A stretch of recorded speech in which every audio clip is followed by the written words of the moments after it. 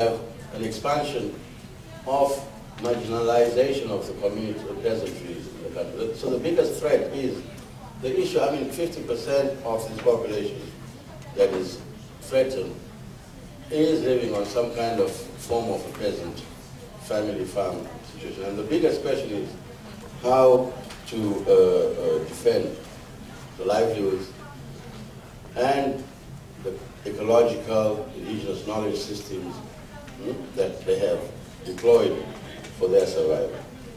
Now, let me just conclude very quickly by saying that if we're thinking about the alternative, okay, it has to relate to the strengthening of the small producers' organizations, whichever way, whether we look at them as collective systems, but empowering movements across, not only within countries, but globally.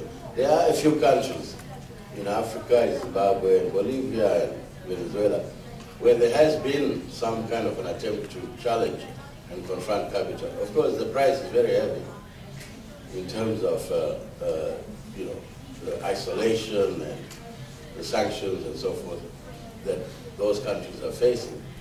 But I think that we can learn from some of the coalitions that have developed to challenge capital and strengthen local organizations. So this is the key thing. And the main objective is to wrestle away from monopoly finance capital, the control of land, natural resources, and minerals.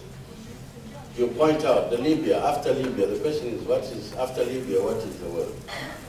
We have to remember that, well, I know for sure Latin America, but even after Egypt and so forth, after the Arab Spring has become what the Arab Fall, or I don't know what it's called now, but we can debate. But the major issue is that the security architecture on the continent has changed. And Libya is just an example of the degree to which crude military force is going to be operational in support of this expropriation of land. So the issue is much more complicated in the sense that we are dealing with the strategic and military confrontation that we can see that will happen in these continents in the south. And so we have to rethink the type of regional and south-south cooperation in terms of the bigger change in the security architecture that is coming. Thank you very much.